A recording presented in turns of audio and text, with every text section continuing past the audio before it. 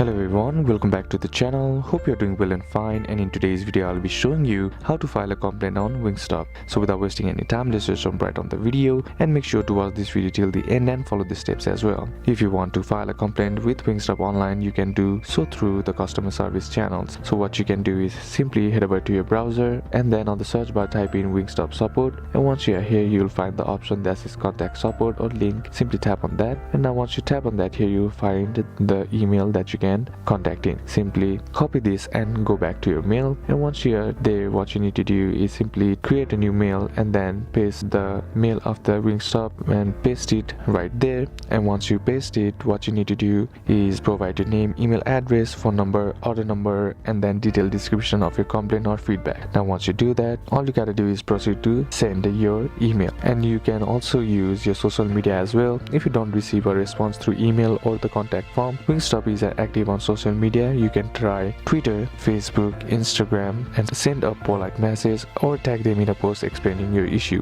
And next thing is to wait for a response. So these are a couple of steps that you can do, and that's it for today's video, guys. Hope this video was useful to you. Leave a like if it did, comment down below what the next video should be on, consider subscribing to the channel. Thanks for watching. Bye bye.